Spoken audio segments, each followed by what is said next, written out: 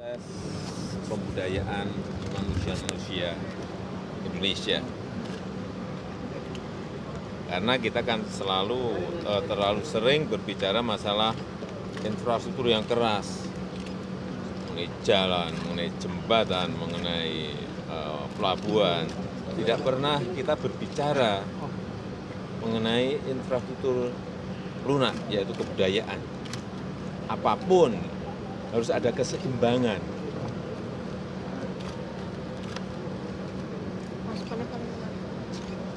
Ini keseimbangan antara infrastruktur yang keras dan infrastruktur yang tidak keras.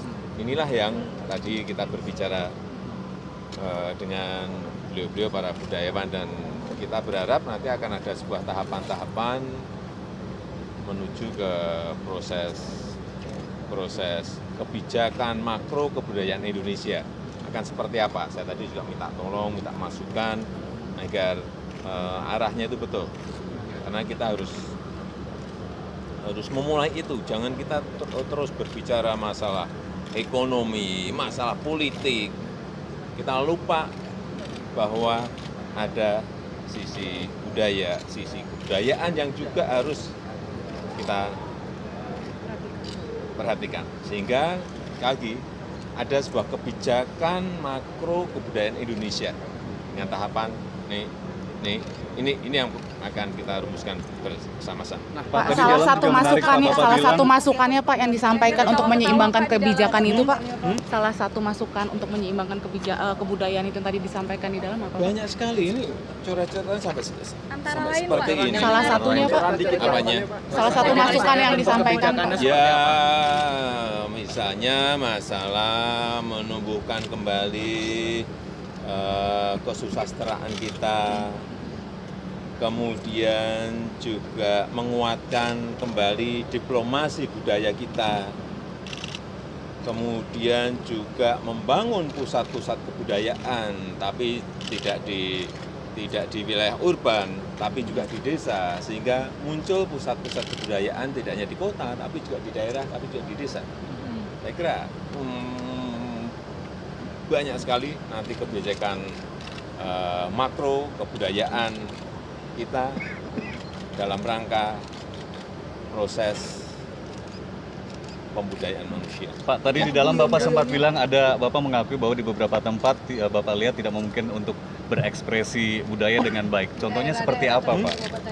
Yang Bapak sebutkan tadi. Bapak bilang di daerah ada yang tidak bisa berekspresi dengan baik. Ya karena tidak ada infrastruktur budaya di sana. Mungkin tidak ada, misalnya tidak ada taman budaya, misalnya tidak ada pusat kebudayaannya, mau di mana?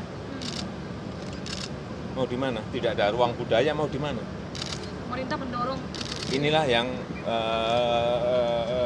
segera kita rumuskan dan segera nantinya bisa dilaksanakan.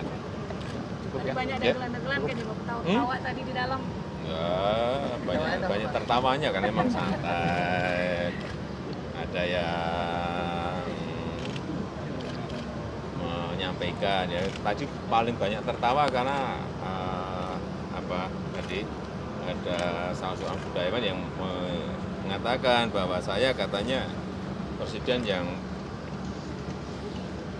perilakunya paling deso dan wajahnya paling deso, itu semuanya. Pak, usulan dari para budayawan yang paling menarik apa Pak? Salah satu usulan dari para budayawan di dalam pada Bapak. Saya kira banyak sekali, tapi nanti terutama yang berkaitan dengan pusat-pusat kebudayaan ya, di daerah, di desa, saya kira perlu ruang-ruang seperti itu memang diperlukan. Jadi orang tidak hanya berpikiran masalah ekonomi, masalah politik, masalah